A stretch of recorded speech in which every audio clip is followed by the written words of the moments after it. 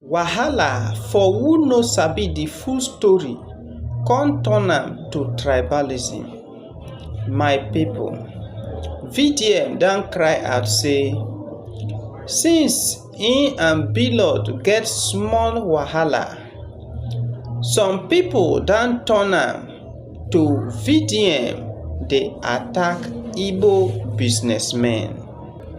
But make we reason am well. Dis guy from Edo State don call out people from all corner of Naija.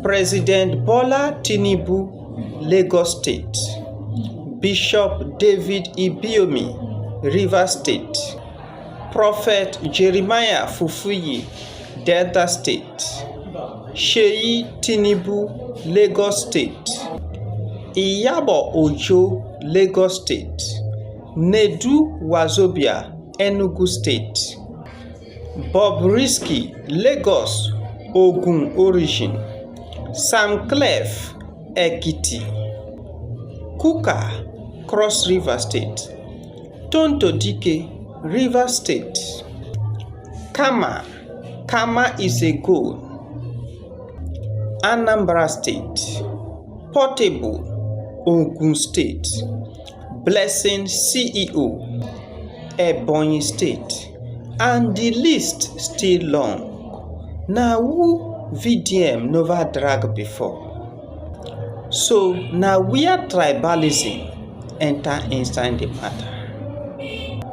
Na the same old Naija strategy.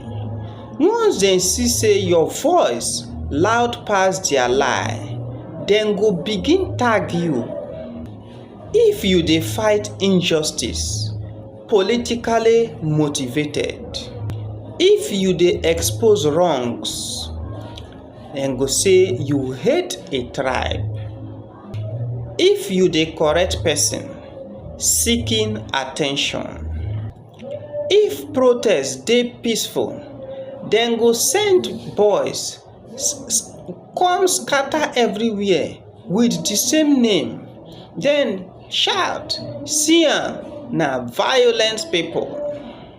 Na the tactics dem dey use when dem wan bury your voice. But my people, make we talk am as e be.